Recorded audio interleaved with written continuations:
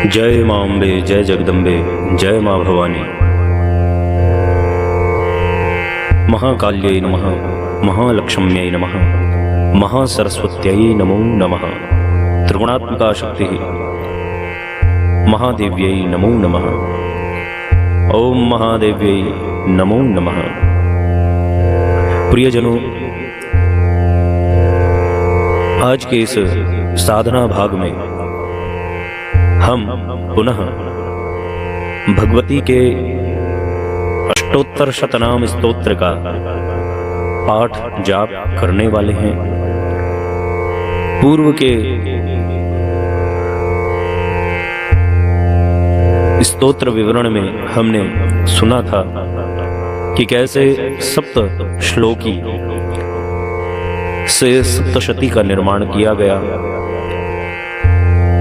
आज द्वितीय भाग में हम ये जानेंगे कि भगवती के कौन से वह 108 अष्टोत्तर शत नाम हैं जिनके प्रतिदिन जाप से, श्रवण से, वाचन से हमारे नाना प्रकार के पाप पुंज नष्ट हो जाते हैं। उसी दिव्य स्तोत्र का, जो कि सप्तशती भगवती की जो पुस्तक है श्री दुर्गा सप्तशती, उसमें यह द्वितीय स्थान पर गान किया जाता है, पाठ किया जाता है। सप्तश्लोकी के बाद श्री दुर्गा अष्टोत्तर शतनाम स्तोत्रम का पाठ किया जाता है। तो आज इस पाठ को हम प्रारंभ कर रहे हैं। इस पाठ को श्रवण करने वाला व्यक्ति एवं वाचन करने वाला व्यक्ति, आवश्यक नहीं है कि संस्कृत में ही वह यह पाठ करे। संस्कृत में समझ में नहीं आता है तो हिंदी में पाठ करें। तो पाठ प्रारंभ करने जा रहे हैं। ओम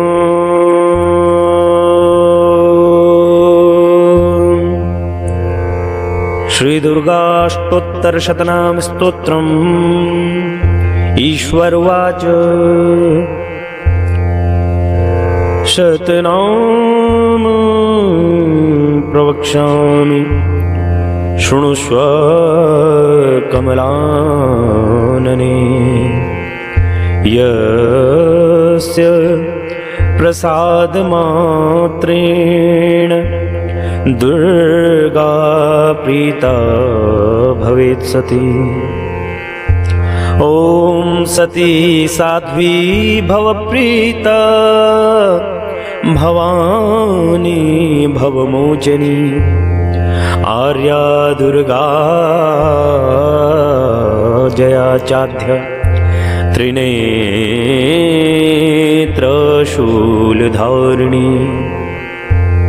पिनाकधारिणी चित्रा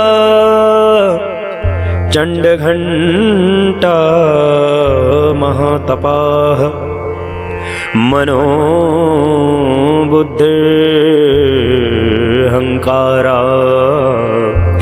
चित्तरूपा चिताचितिः। सर्वमंत्रमयी सक्ता सत्यानंदस्वरूपिणी। अनंता भाविनी भाव्या भव्या भव्या सदा गति। शांभवी देव माता च चिंतारत्न प्रिया सदा। सर्वविद्या दक्षकन्या दक्षयज्ञ विनाशिनी। अपर्णानेकवर्णा च पाटला पाटलावती। पट्टांबर परिधाना कलमंजीरी रंजनी। अमेया सुंदरी सुर सुंदरी। वन दुर्गा च मातंगी मुनि पूजिता। ब्राह्मी माहेश्वरी चैन्द्री कौमारी वैष्णवी तथा चामुंडा चैव वाराही लक्ष्मीश्च पुरुषाकृतिः। विमलोत्कर्षणी ज्ञान क्रिया नित्या च बुद्धिदा।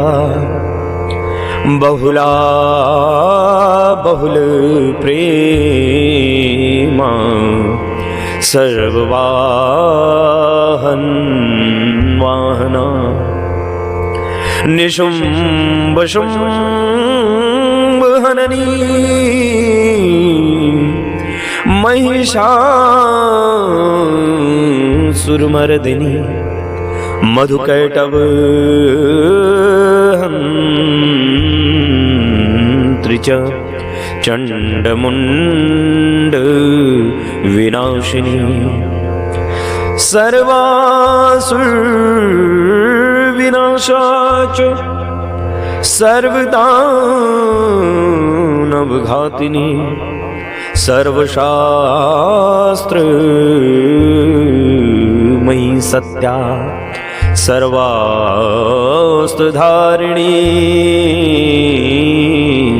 तथा। अनेक शस्त्रहस्ता च अनेकास्त्रधारिणी। कुमारी चैककन्या च कैशोरीवती यति। अप्रौढ़ा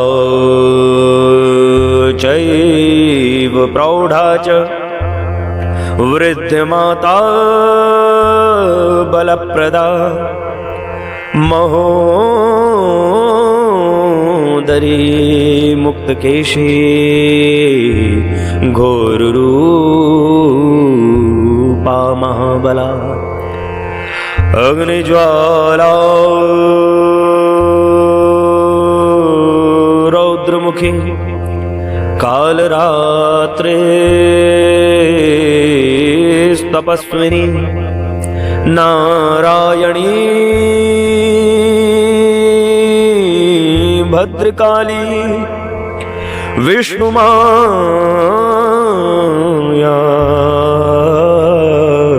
जलोदरी।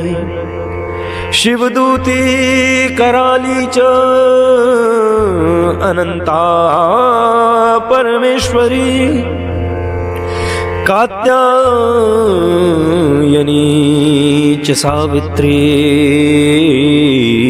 प्रत्यक्ष ब्रह्मवादिनी। यदं प्रपठे नित्यं दुर्गा नाम शताष्टकम्। नासाध्यं विद्यते देवी त्रिषु लोकेषु पार्वती। धनं धान्यं सुतं जाया हयं हस्तिमेव च। चतुर्वर्गं तथा चान्ते लभेन मुक्तिं च शाश्वतीं। कुमारी त्वातो ध्यात्वा देवी सुरेश्वरी। पूजयेत् परया भक्त्या पठेनाम शतकम्। तस्य सिद्धिर्भवेत् देवी सर्वैर्सुरवरैरपि राजानो दासतां याति राज्यश्रियमवाप्नुयात् गोरोचनालक्तकुङ्कुमेन सिन्दूरकर्पूर मधुत्रयेण विलेख्य यन्त्रं विधिना विधेज्ञो भवेत् सदा धारयते पुरारी भौमावस्यां निशामग्रे चन्द्रे शतभिषां गते विलिख्य प्रपठेत् स्तोत्रम् स भवेत् सम्पदां पदम् स भवेत् सम्पदां पदम्। इति श्री विश्वसारतंत्रे श्री दुर्गाष्टोत्तर शतनाम स्तोत्रम संपूर्णम।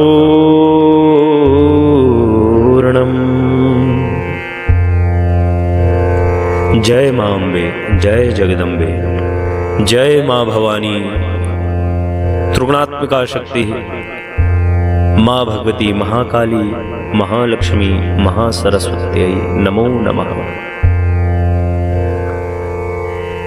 बंधुओं, जैसा कि पूर्व में आपको प्रत्येक स्तोत्र के बाद उसका भावार्थ बताया गया है, जिसके फलस्वरूप आप केवल संस्कृत पाठ तक ही सीमित न रह जाएं।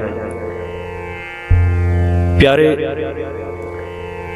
पाठ का विशेष लाभ तब प्राप्त होता है जब उस पाठ का सुअर्थ सहित हमें ज्ञान हो। केवल एक तरफ से रट देना सामान्य पाठ की गणना में आता है, परंतु उसी पाठ को समझ समझ के उसकी अनुभूति करते हुए कि भगवती के स्तोत्र का पाठ जो चल रहा है उसमें भगवती ने कौन कौन सी भक्तों पर ऐसी कृपाएं की हैं, कौन कौन से संकटों से भगवती ने अपने भक्तों को बचाया है, वह हमें पूर्ण रूप से विदित होना चाहिए। केवल संस्कृत में पाठ सुन लेने या फिर पढ़ लेने मात्र से वह पाठ पूर्ण नहीं होता है। उस पाठ की फलश्रुति क्या है, उस पाठ की फलश्रुति में क्या भाव छिपा है और उस फलश्रुति तक पहुंचने के लिए हमें क्या क्या करना है, किस प्रकार से भगवती की भक्ति में लगना है, उसके लिए पाठ का भाव जानना अति आवश्यक है। इसलिए उसी रूपरेखा के चलते हुए हम इस श्री अष्टोत्तर शतनाम स्तोत्र का भी आज भावार्थ करने जा रहे हैं। आप सभी प्रेमी जन इन भावों को श्रवण करें, अपने चित्त वृत्ति में पूर्ण निष्ठा से भगवती के प्रति प्रेम रूप रखते हुए इन भावों से जुड़ जाएं। तो यह पाठ शुरू होता है श्री दुर्गा अष्टोत्तर शतनाम स्तोत्र में। श्री दुर्गा अष्टोत्तर, अष्टोत्तर कहते हैं 108, अष्टोत्तर शतनाम, शत का अर्थ हो गया 100 और अष्टोत्तर का अर्थ हो गया 8। तो उनके नाम स्तोत्र से संबंधित यह स्तोत्र है। उनकी नामावली 108 नामों से भगवती का वर्णन किया गया है और एक एक नाम के पीछे बहुत बड़ी बड़ी महिमा, बहुत बड़ी बड़ी कथाएं भगवती की छुपी हुई हैं। यह ऋषि मुनियों ने एक साथ संकलित करके उन सब नामों को लिपिबद्ध रूप में, श्लोकों के रूप में, मंत्रों के रूप में हम सब के लिए सुलभ किया है। तो आइए हम इस स्तोत्र के भावों का गुणगान करें। ईश्वर उवाच। प्रथम श्लोक था शतनाम प्रवक्ष्यामि शृणुष्व कमलानने यस्य प्रसाद मात्रेण दुर्गा प्रीता भवेत् सती। अर्थात शंकर भगवान मां पार्वती जी से कहते हैं, देखिए शंकर भगवान और मां पार्वती के मध्य अधिकतर संवाद आपको मिलेंगे। क्यों? क्योंकि जब मां पार्वती का पुनः पुनर्जन्म हुआ, मां सती के शरीर पूरा हो जाने के बाद, वह लीला आप सबको पूर्व विदित है। तो भगवान शिव ने भगवती की सभी शक्तियों के विषय में धीरे धीरे धीरे करके उनको जनाना प्रारंभ किया कि उन शक्तियों का, महाशक्ति को ज्ञान तो हो कि उनके पास कितनी अद्वितीय शक्ति से वह ओतप्रोत है और उन शक्तियों से वह सदा से अपने भक्तों का रक्षण करती हुई आई है, अपने भक्तों को के मनोवांछित भावों को पूर्ण करती हुई आई है।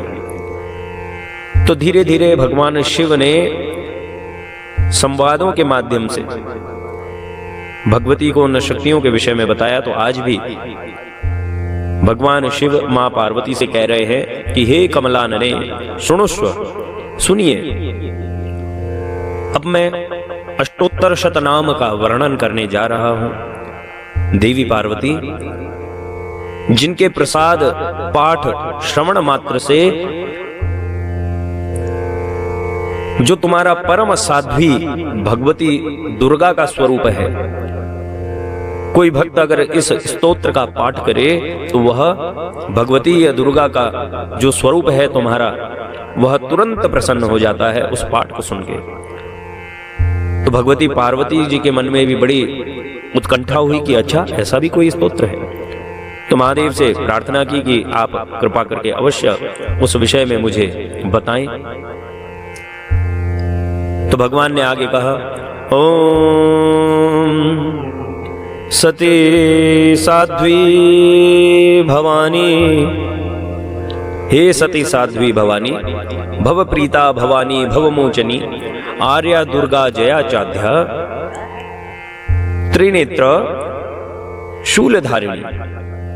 देखिए कितने नाम बताए इसमें, 11 नामों का वर्णन है इस द्वितीय श्लोक में ही। मां भगवती के 11 नाम इस श्लोक में आ गए। पहले का ओम सती, देखो केवल सती भी कह सकते थे, परंतु किसी कारण से मां सती का भगवान शिव ने मन ही मन में त्याग कर दिया था। ठीक है, तो जो प्रथम श्लोक है वहां ओम नहीं आया, परंतु द्वितीय श्लोक में, और जब द्वितीय श्लोक में सती शब्द प्रथम स्वरूप में आया तो भगवान ने ओम, जो अपना प्रण शब्द है, प्रणाक्षर है, ओमकार बिंदु संयुक्तम नित्यम ध्यायन्ति योगिनम, जो भगवान योगेश्वर हैं, योगीश्वर भगवान योगेश्वर शिव ओमकार का स्वरूप माने जाते हैं। तो आज जिस सती माता को मन ही मन में त्याग चुके थे किसी कारण से, वह कथा विस्तार हो जाएगी, इसलिए यहां पर वर्णन नहीं आ रहा है। रामावतार में आपने सुना होगा, है ना, कि भगवान राम की परीक्षा लेने के कारण और भगवती सीता का रूप धर लेने के कारण भगवान शिव को मां भगवती सती का मन ही मन में त्याग करना पड़ गया था, क्योंकि भगवती सीता को भगवान शिव मां स्वरूप में मानते हैं। अपने आराध्य की पत्नी को साक्षात भगवती माता के स्वरूप में मानते हैं, सीता जी को भोले बाबा, और भगवती सती ने जो उनकी अर्धांगिनी है भोले बाबा की, उन्होंने माता सीता जी का रूप धारण कर लिया था। इस कारण से भगवान को क्या करना पड़ा, त्याग करना पड़ा मन ही मन। तो उस त्याग का इतना दुख हुआ, इतना दुख रहा भगवान को जब शरीर पूर्ण हो गया दक्ष के यहाँ मां सती का। बहुत रोए भगवान शिव प्रेम में कि मेरी सती का शरीर शांत हो गया है। इसीलिए जब आज भगवती पार्वती को सती स्वरूप का वर्णन कर रहे हैं सबसे पहले तो ओम का प्रयोग किया। ओम सती साध्वी, स्वयं को सती के साथ जोड़ते हुए भगवान ने, देखिए पहले श्लोक में ओम नहीं लगाया, द्वितीय श्लोक से ओम लगाया। जैसे किसी वैदिक मंत्र के आगे ओम का उच्चारण किया जाता है, हरि ओम, इस प्रकार से यहाँ पर ओम सती साध्वी भव प्रीता भवानी भव मोचनी का वर्णन किया है। तो 11 नाम इस श्लोक में भगवती के आए हैं। पहला नाम सती, दूसरा साध्वी, तीसरा भव प्रीता अर्थात भगवान शिव पर प्रीति रखने वाली, प्रेम करने वाली भगवान शिव से। चतुर्थ है भवानी, पंचम है भवमोचनी। भवमोचनी का अर्थ होता है जो संसार बंधन से मुक्त कर देने में सक्षम है। देखिए आपको किसी बंधन से मुक्त वही कर सकता है जो स्वयं बंधन से मुक्त हो। हम किसी रस्सी में बंधे हुए हैं तो जो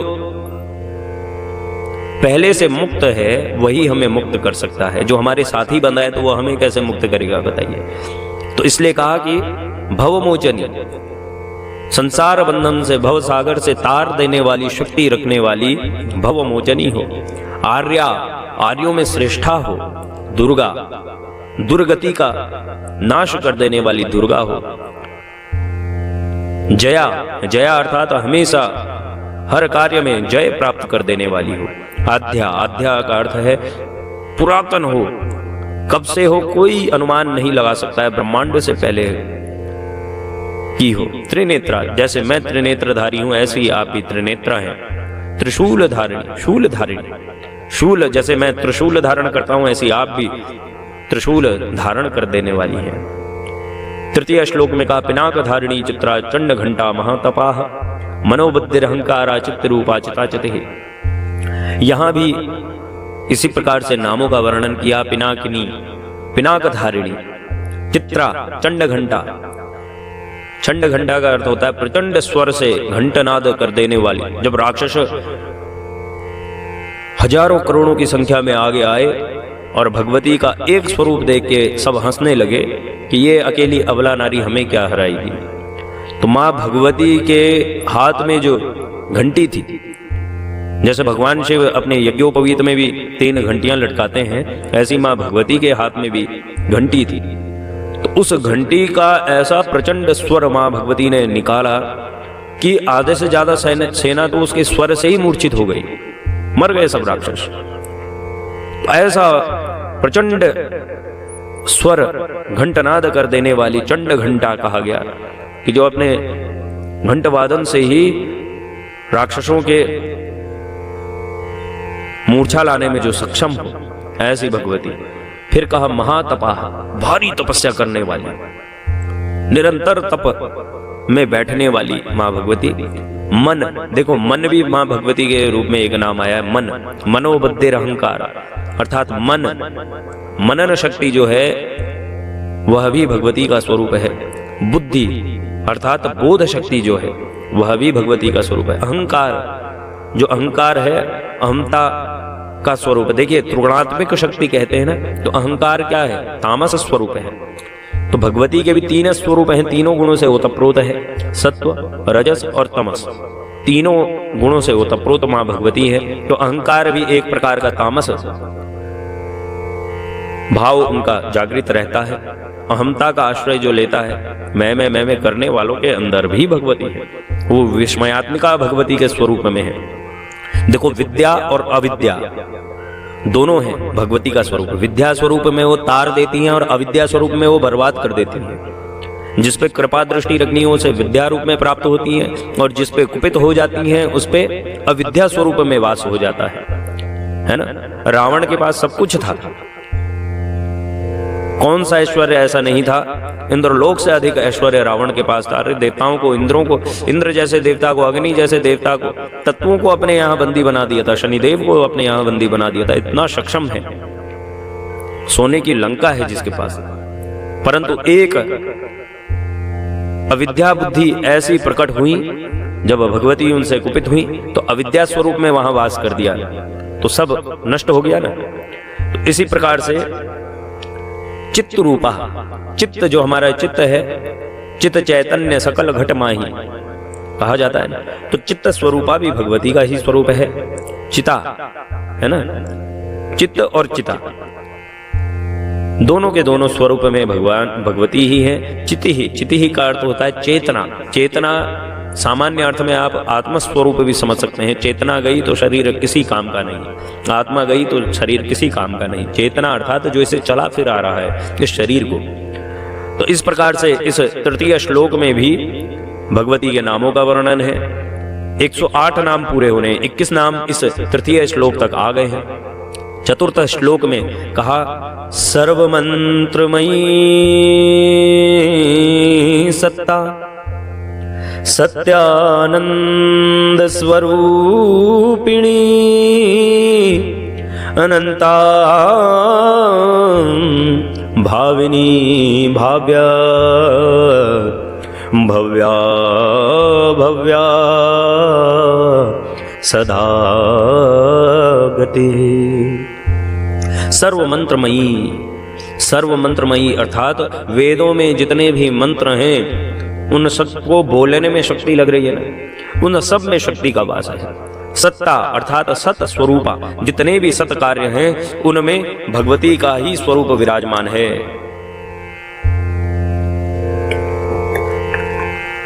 फिर आगे कहा सत्यानंद स्वरूपिणी, और जो सत्य आनंद है, सत्य आनंद क्या है? जो निरंतर अंदर ही अंदर प्रवाह हो रहा है वह सत्य आनंद है, उसमें भी भगवती का ही स्वरूप है।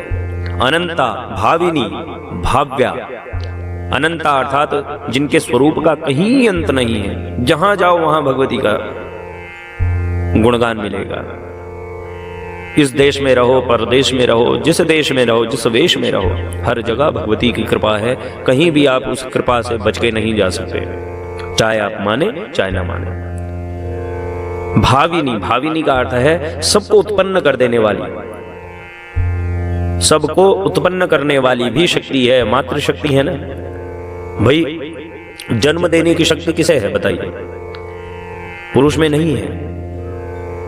जन्म देने की शक्ति स्त्री में ही है, और स्त्री साक्षात भगवती का ही तो स्वरूप है। जिसको प्रकट करने का गुण मिला है, जिसको प्रकट करने की शक्ति मिली है, शील मिला है, सहनशीलता है, वो सब भगवती की स्वरूपा हैं, माताएं हैं। आगे का भाव्या, भाव्या का अर्थ है भावना एवं ध्यान करने योग्य। जैसे कहते हैं ना कि ध्यायेद, है ना, ध्यायेद अर्थात जिसे ध्यान करने लायक जो है, कौन है वो भगवान है, भगवती है। तो भाव्या का अर्थ है भावना एवं ध्यान करने लायक जो है वो कौन है? भगवती है। फिर कहा भव्या, भव्या का अर्थ है कल्याण स्वरूपा, कल्याण करने वाली स्वरूपा है भगवती। और कहा अभव्या, देखिए एक तरफ तो कहा कल्याण करने वाली भव्या, और तुरंत कह दिया अभव्या। अभव्या का अर्थ है जिससे बढ़कर भव्य कहीं है ही नहीं, ठीक है। और दूसरे अर्थ में ये भी कह सकते हैं भव्या अभव्या, अर्थात एक तरफ तो कल्याण करने वाली और एक तरफ विनाश कर देने वाली भी है। और सदा गति ही, सदा जो भगवती के चरणों में आ गया उसकी निश्चित ही गति कर देने वाली, गति का अर्थ है मोक्ष दे देने वाली स्वरूपा है मां भगवती। तो इस प्रकार से यहां भी 30 तक हमने नाम वर्णन किए चतुर्थ श्लोक में। पंचम श्लोक में आया है शांभवी देव माता च चिंता रत्न प्रिया सदा सर्ववेद्या दक्ष कन्या दक्ष यज्ञ विनाशिनी, दक्ष कन्या विनाशिनी।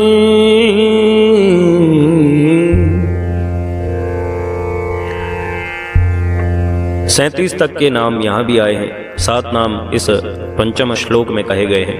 शांभवी, शांभवी का अर्थ है जो शंभु की प्रिया है, शिव प्रिया है। शांभवी देव माता, देव माता अर्थात देवताओं की माता है। प्रथम पूज्य देव कौन है? भगवान गणपति। देवताओं के सेनापति कौन है? भगवान कार्तिकेय। तो इस प्रकार से जो साक्षात प्रथम पूज्य देव हैं, गणपति हैं, उनकी मां है, उन देवताओं की माता है। चिंता रत्न प्रिया था सदा। चिंता अर्थात जो चिंता वाली अवस्था होती है ना, जो भगवती को प्रसन्न नहीं करते हैं, भगवती का पूजन नहीं करते हैं, उन्हें चिंता हो रही है किसी कार्य के कारण, कोई सा भी कार्य, लौकिक हो, सांसारिक कार्य हो, तो चिंता स्वरूप में भी वह भगवती ही है, याद रखना। तो हम तो किसी भी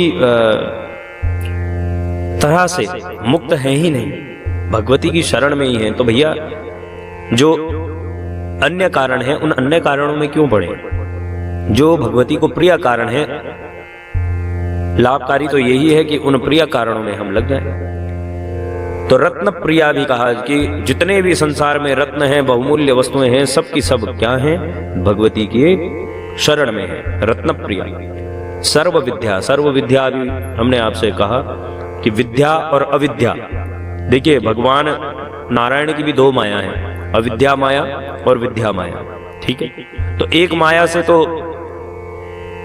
जानकारी देने का कार्य करते हैं और अविद्या माया से बुद्धि का हरण करने का कार्य करते हैं। तो सर्व विद्या भी भगवती का ही स्वरूप है। दक्ष कन्या, सती रूप में दक्ष कन्या भी हुई है। दक्ष यज्ञ विनाशिनी, और उसी दक्ष के यज्ञ को विनाश कर देने वाली भी सती माता के रूप में आप ही हैं मां भगवती। आगे कहा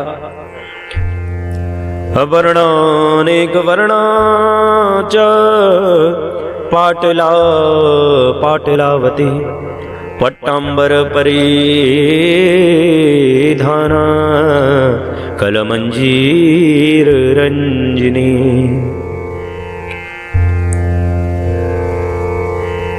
तैतालीस नामों तक इस षष्ठम छठे श्लोक में कहा गया है। अपर्णा, अपर्णा अर्थात तपस्या के समय पत्ते को भी न खाने वाली।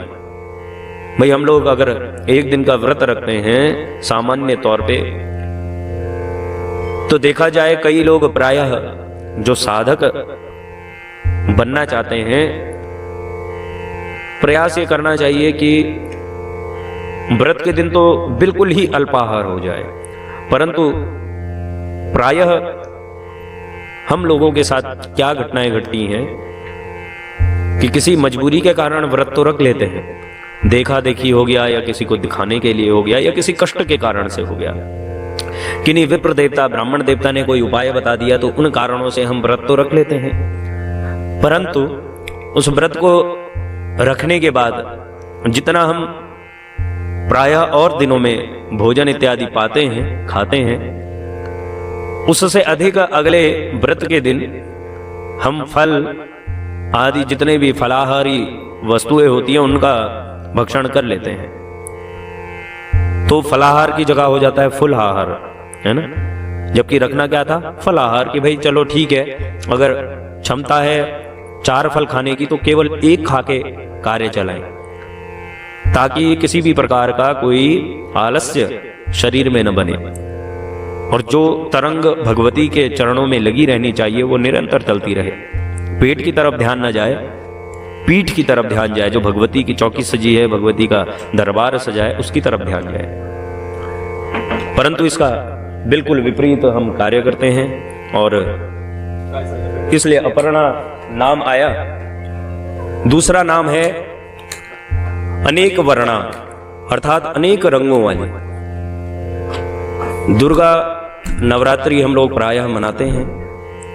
प्रत्येक दिन का अलग अलग स्वरूप है, प्रत्येक दिन का अलग अलग रंग है। इस प्रकार से प्रत्येक दिवस के अलग अलग रंग हैं, है ना। और रविवार का दिन देखेंगे हम तो लाल रंग भगवान सूर्य को अति प्रिय है। सोमवार को देखेंगे तो श्वेत रंग अति प्रिय है। मंगलवार को देखेंगे तो भगवा रंग अति प्रिय है।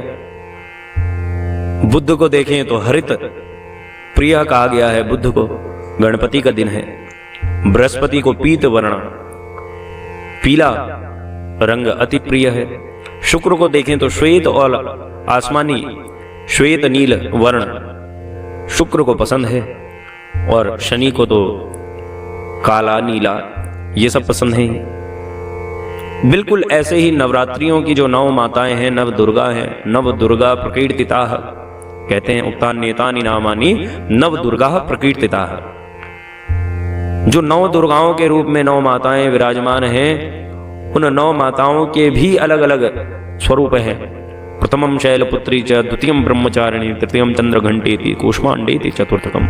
इस प्रकार से जो 9 दुर्गाएं हैं, 9 दुर्गाओं के अलग अलग स्वरूप हैं, अलग अलग रंग हैं, अलग अलग वाहन हैं। तो कहा गया अनेक वर्णा, अनेक वर्णों वाली जो भगवती अपना स्वरूप बना लेती हैं, प्यारे प्यारे स्वरूप हैं। 40वें नंबर पे नाम आया मां भगवती का पाटला। पाटला का अर्थ होता है लाल रंग वाली। पाटला तपता हुआ तप्त कांचन स्वरूप जिनका बन जाता है, जब क्रोधाकुल हो जाती हैं, क्रोधातुर हो जाती हैं, राक्षसों को मारने के लिए, अपने बच्चों की रक्षा करने के लिए, तो लाल वर्णा हो जाती हैं। फिर आया पाटलावती। पाटलावती का अर्थ है गुलाब के फूल या लाल फूल धारण करने वाली। उनको रक्त वर्ण के पुष्प की माला अगर धारण कराई जाए, भगवती को सप्रेम कोई अपने हाथों से बनाकर भेंट करे, तो भगवती अति प्रसन्न हो जाती हैं। पट्टांबर परिधाना। पट्टांबर परिधाना अर्थात रेशमी वस्त्र कोई भगवती को धारण करवाए तो भी भगवती उसे बड़ा प्रिय मानती हैं। कलमंजीर रंजनी। कलमंजीर रंजनी का अर्थ है मधुर ध्वनि करने वाले मंजीरों का वादन करे, और भगवती को धारण करके मंजीरे को धारण करके प्रसन्न रहने वाली कौन है? भगवती है। 7वें श्लोक में कहा अब अमेय विक्रमा क्रूरा क्रूरा सुंदरी सुर सुंदरी वन दुर्गा च मातंगी मतंग मुनि पूजिता। फिर कहा अमेय विक्रमा अर्थात असीम। अमेय कहते हैं असीम को, विक्रमा का अर्थ है पराक्रम वाली, असीम पराक्रम वाली। अब सोचिए चंड मुंड जैसे बड़े बड़े दैत्यकार राक्षस वहां विराजमान हैं, जो भगवान के ही आशीर्वाद स्वरूप, भगवान के ही वरदानों से इतने बलिष्ठ हो गए कि भगवान भी उनका जल्दी से कुछ नहीं कर पा रहे थे।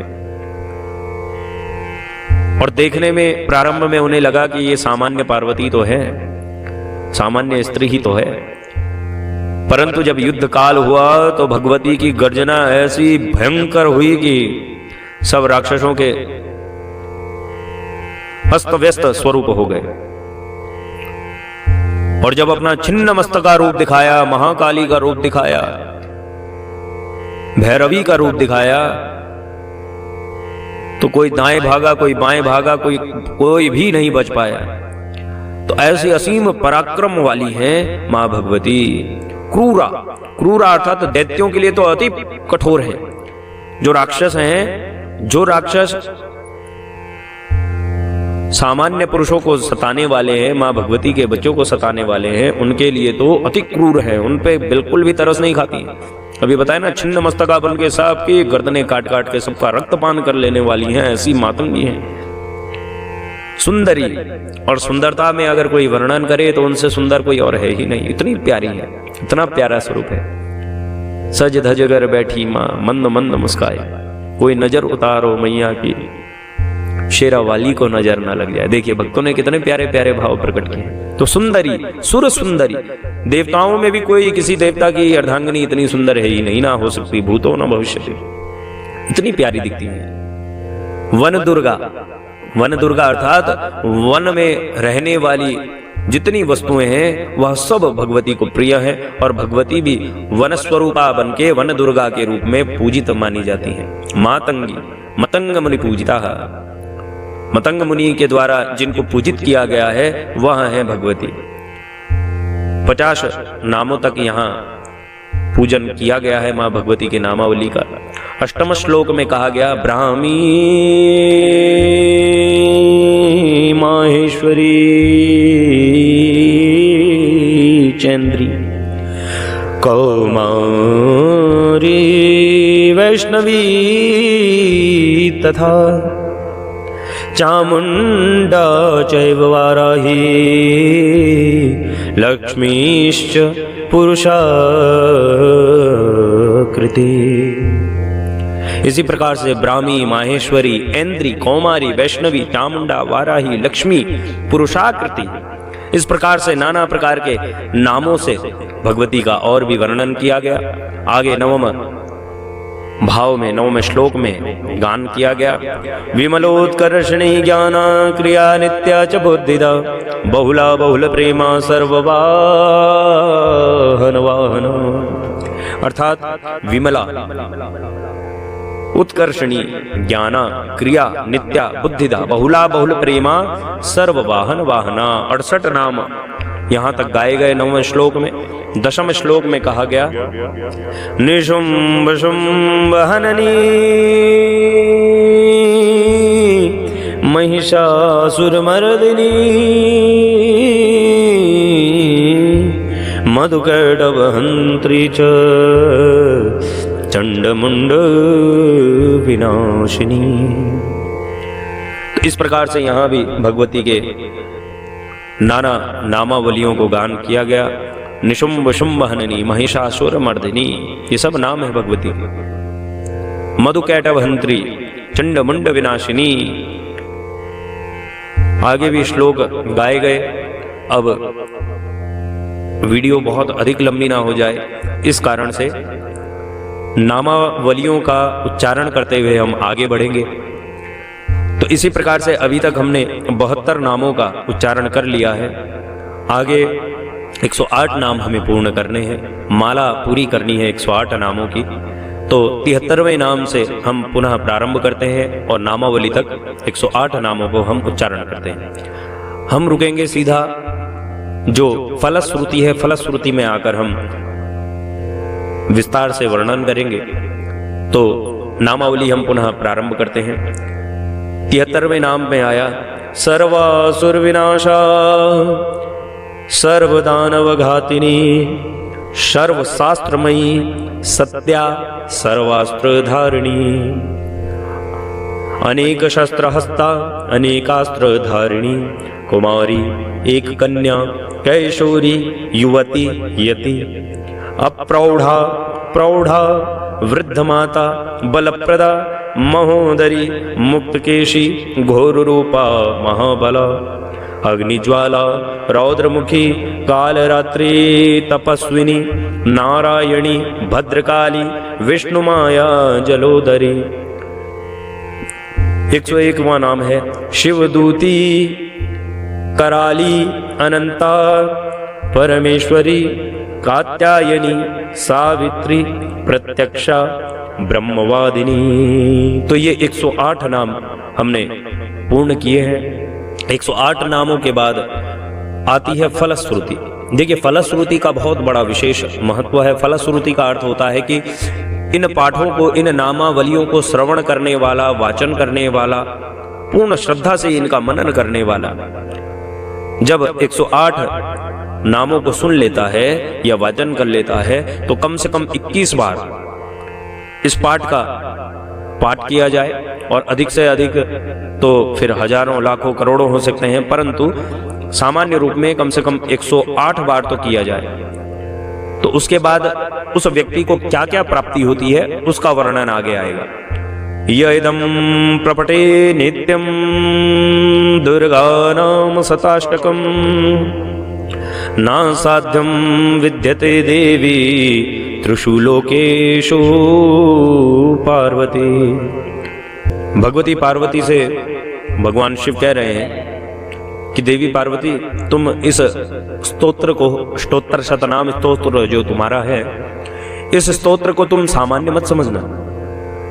इसका निरंतर पाठ करने वाला, श्रवण करने वाला क्या क्या प्राप्त करता है तुम्हें पता है? सुनो देवी पार्वती, जो प्रतिदिन श्री दुर्गा जी के इस अष्टोत्तर शतनाम का पाठ करता है उसके लिए तीनों लोकों में कुछ भी असाध्य नहीं है। जो वह चाहे, अच्छी मंगल मनोकामनाएं उसकी परिपूर्ण हो जाती हैं। यह मैं कह रहा हूं। देखो, भगवान शिव जब वचन दे रहे हैं तो इसका मतलब वह पूर्ण गारंटीड बात है। आगे और क्या क्या उसे प्राप्त होगा? धनम धान्यम सुतम जायाम हयम हस्तिन्नमेव च चतुर्वर्गम तथा चान्ते लभेन मुक्तिम च शाश्वती।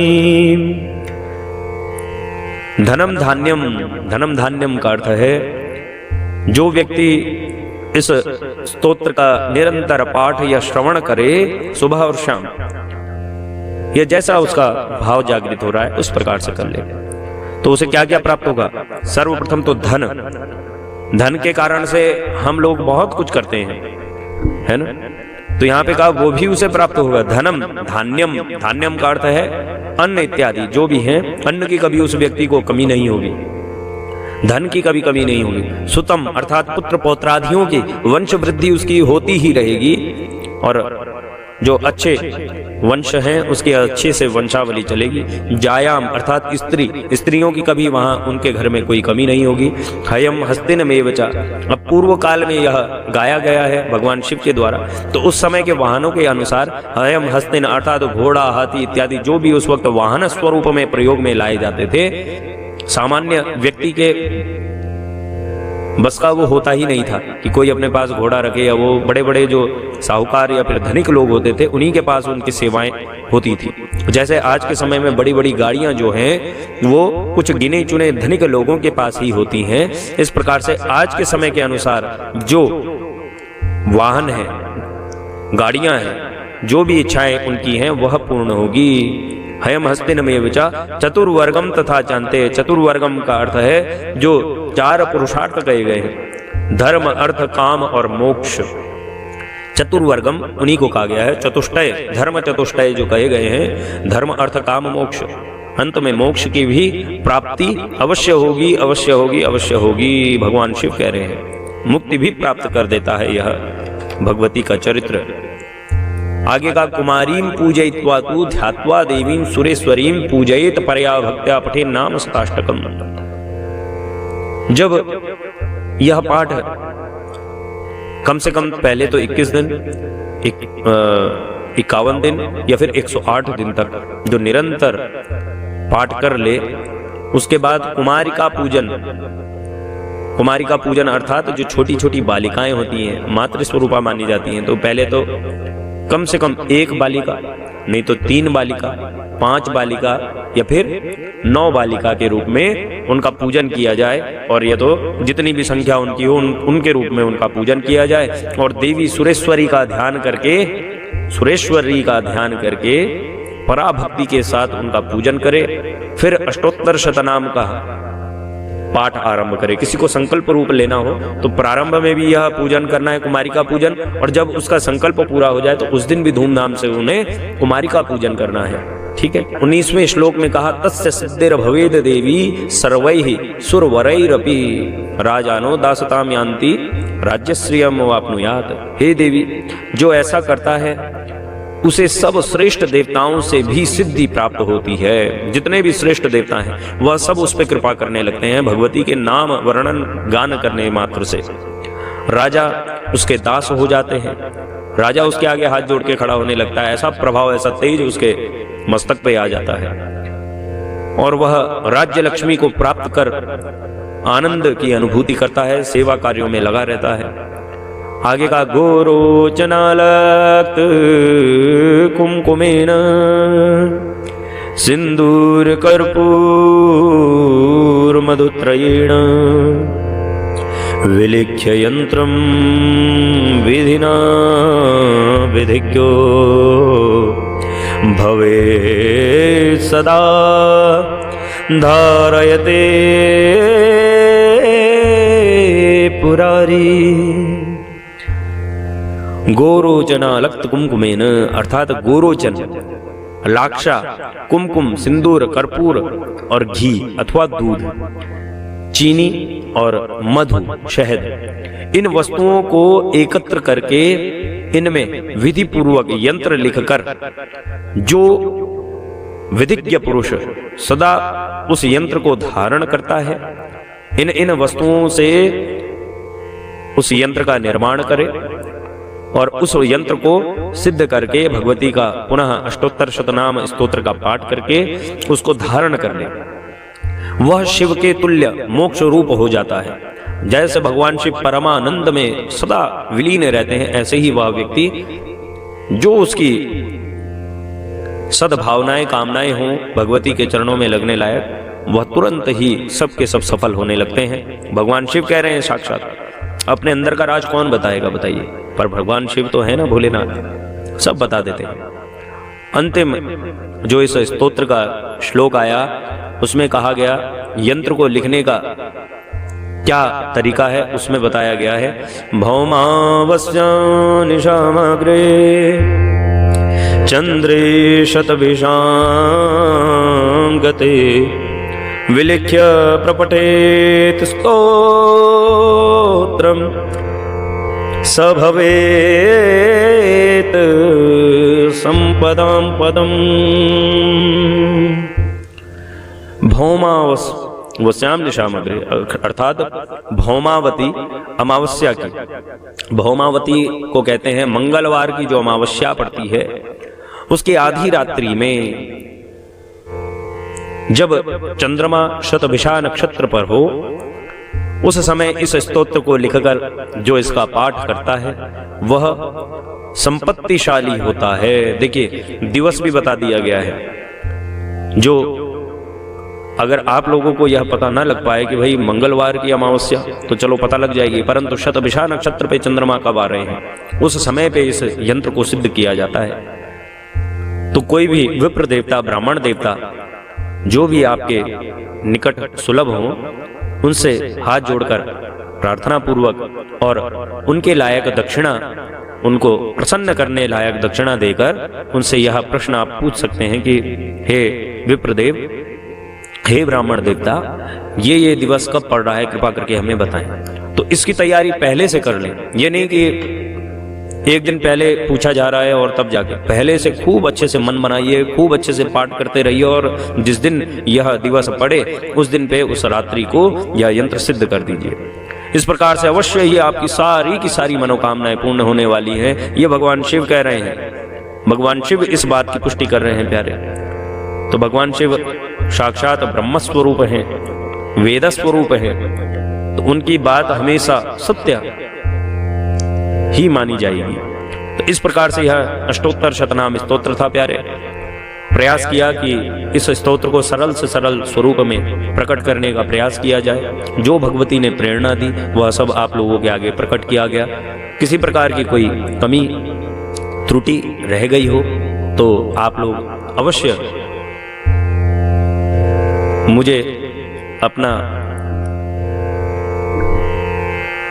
साधना पथ में चलने वाला एक साथी मानकर क्षमा करिएगा और कमियों को भी अवश्य बताइएगा लिखित रूप में। फिलहाल के लिए हम इस स्तोत्र पर विराम लेते हैं। आगे भी इसी प्रकार से भगवती के प्रेम को बढ़ाने वाले स्तोत्रों का क्रमबद्ध रूप से हम एक श्रृंखला लाने वाले हैं और ये श्रृंखला का ही द्वितीय तृतीय भाग था। इसी प्रकार से आगे भी और भाग आएंगे और आप लोगों को इस स्तोत्र को अधिक से अधिक फैलाने के लिए